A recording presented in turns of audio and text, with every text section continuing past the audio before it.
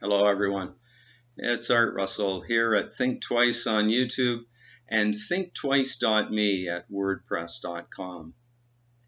Today I'm going to share some information that I hope will help enrich your life.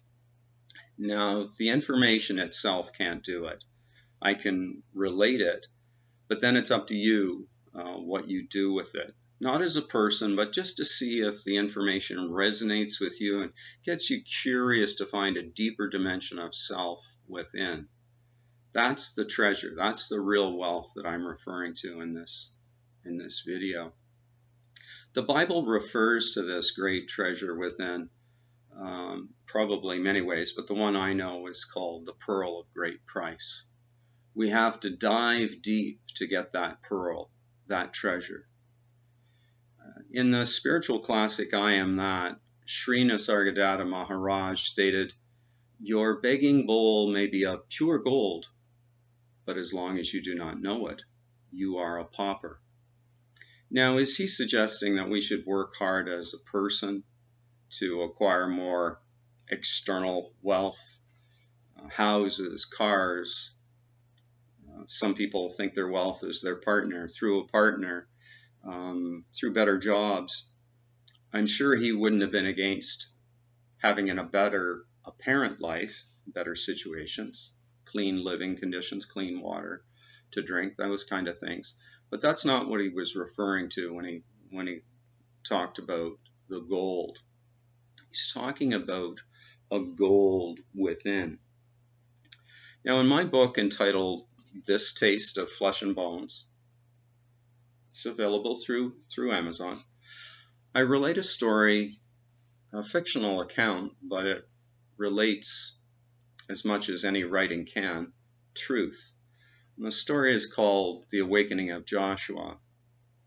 Now, Joshua is a character. I may have drawn some of the events from my own life that goes through great suffering. He's middle-aged. He's unhappy. He's not satisfied. And he's naturally been drawn to improve the apparent outer conditions of his life, until one day he gets fed up. I don't want to give it all away here, but he goes to an island. That is to represent going within to where there's one. We discover what that one is, not a who of name and form, like beyond improving the conditions of this so-called guy, Art Russell, but go within, dive deep.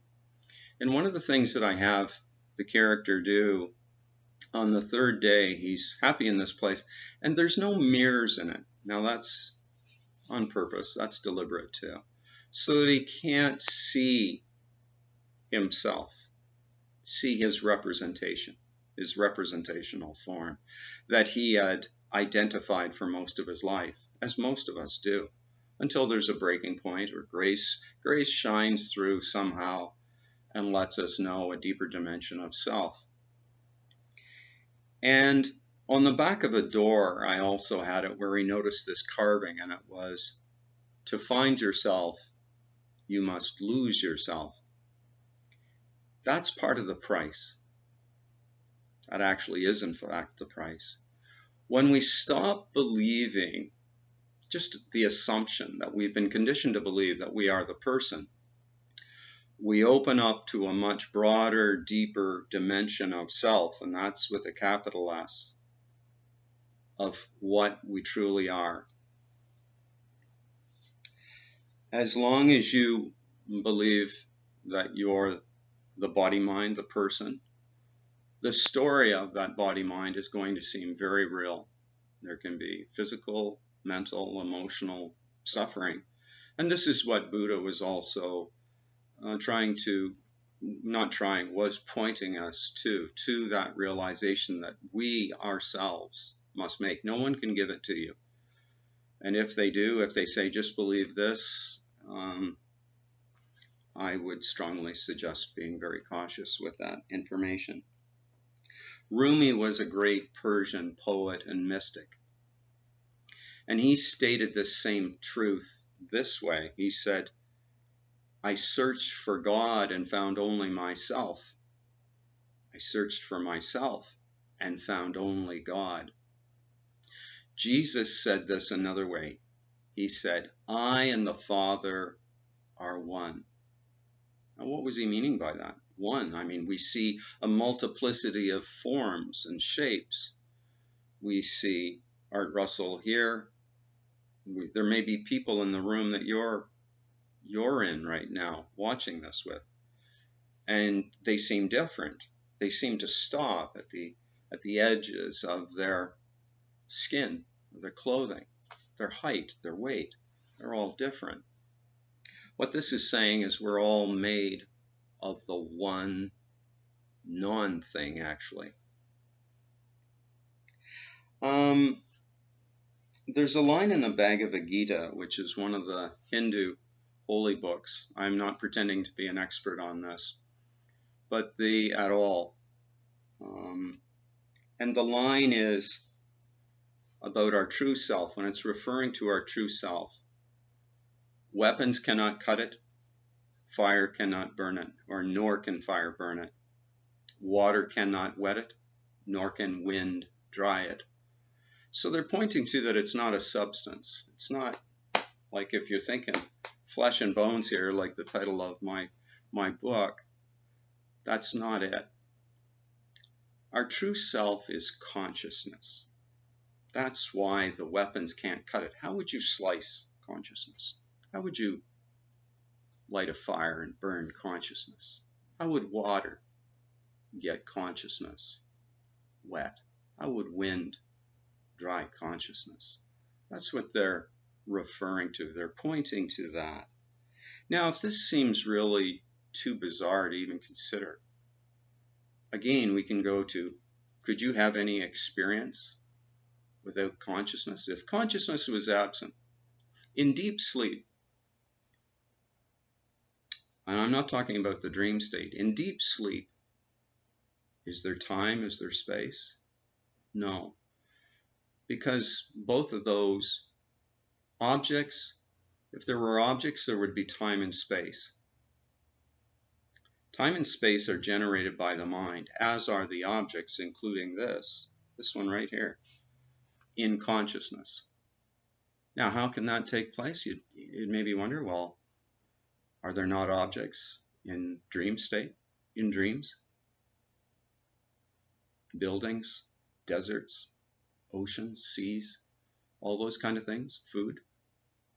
Doesn't your character eat in the dream state? That's what I'm talking about with this, that our true nature is consciousness itself.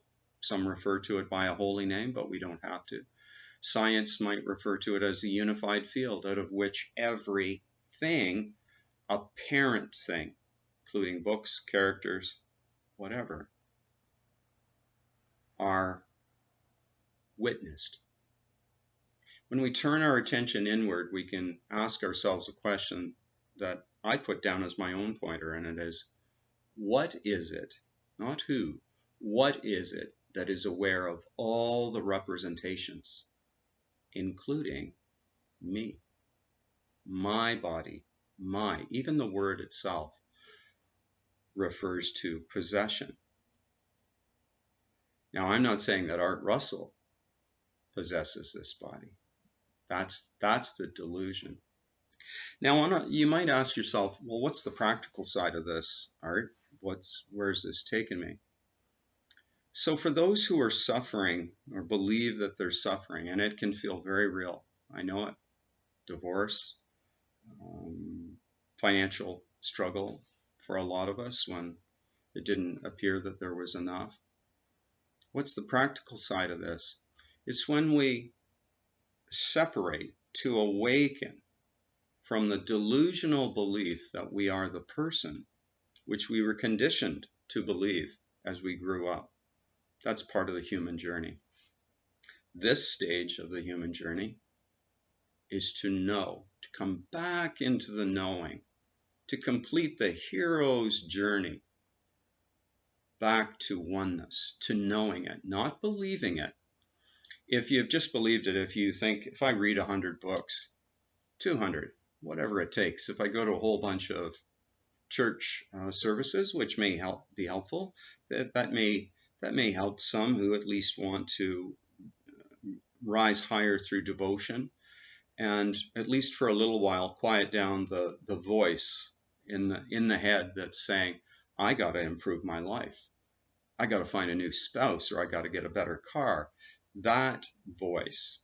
And what I'm suggesting is that in the stillness, in the silence within, we can watch sensations, images, feelings, thoughts as they rise, go across, fall.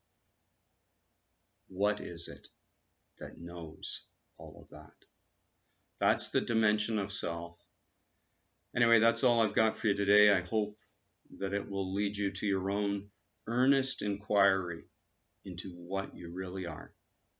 Bye for now. We'll talk again soon.